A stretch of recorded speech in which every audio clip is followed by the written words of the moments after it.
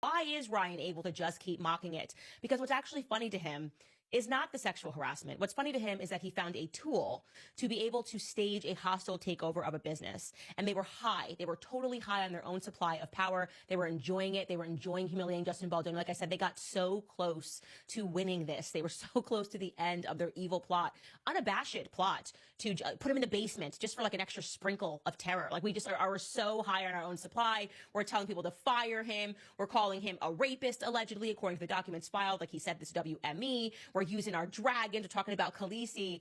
And really, this was because we now have so much power that we can stage a hostile takeover of business and nobody can touch us. Okay. And the public doesn't like that. They don't like it at all. They see right through it. And I would say another reason that the public, didn't respond well to this was because we have already accurately deduced that the both of you are raging narcissists. You think you can simply hit up your A-list friends to further enable your abuse. Basically, what they are signaling by hitting this carpet and intentionally getting photographed is they're watching everyone on TikTok, they're watching everyone on Instagram say, what you did is not okay. And they're standing in front of the world and they're saying, we can't be canceled because we're too connected. So what? Sorry for the rest of you guys. Sorry for the rest of you idiots who are beneath us. We just have to make a phone call to Ari Emanuel and we can get into a skit. And how we treat people doesn't matter. And that's exactly what this evening looked like to the rest of us. Like your billionaire friend, agent Ari Emanuel, phoned up his friend Tina Fey and Amy Poehler and asked if they would like to include you in the skit because you want to be in the skit. And they obliged because why wouldn't they? As Bethany Frankel said, it makes for great TV and views for Saturday Night Live. It was a good marketing decision for Saturday Night Live, a terrible marketing decision for Blake and Ryan and for Hollywood. And if you're wondering, like many people are, whose idea could this have been? My instinct says likely Ryan's, because it is his distinct pattern of behavior. He has demonstrated this over and over again. According to his teacher, remember the one that emailed me from Vancouver, Canada, he's been doing this since he was 12. Like, he thinks he can get out of anything by just acting.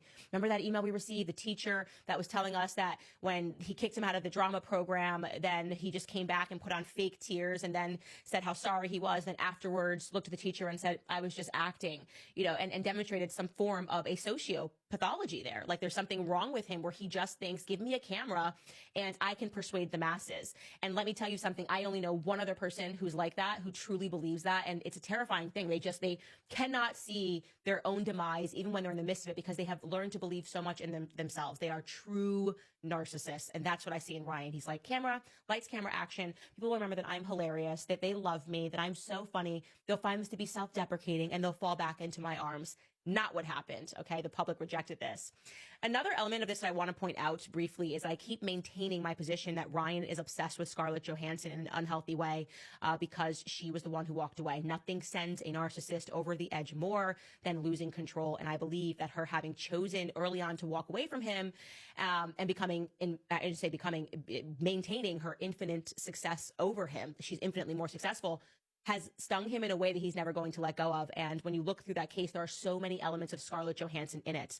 How he got close to Channing Tatum, randomly putting him in this Deadpool movie for a cameo, when the reality is that he was working on a movie with Scarlett Johansson, and then suddenly best friends, and he's out in Wrexham, Liz Plank, everybody that he was trying to squeeze Justin Baldoni with. You can then also attach the same elements to what he was doing to Scarlett Johansson. Scarlett Johansson had just signed with Wayfarer. It was supposed to be her directorial debut, and he's buzzing through Hollywood trying to literally get Wayfarer blacklisted from Hollywood, blacklisted from WME, trying to get Justin Baldoni, who's working with Scarlett Johansson, fired and branded a rapist. I mean, what is going on here? And so I thought that it was interesting that he chose to make his first appearance at Saturday Night Live. Her husband, her current husband, Colin, I think it's Colin Jost. I think it is Colin Jost, who is one of the lead writers at Saturday Night Live. And so this is kind of like her home in a way. It's definitely his home in a way. So it's her home. Knew she was going to be there. And I feel like he just has to be in the room and has to be seen by her at all times.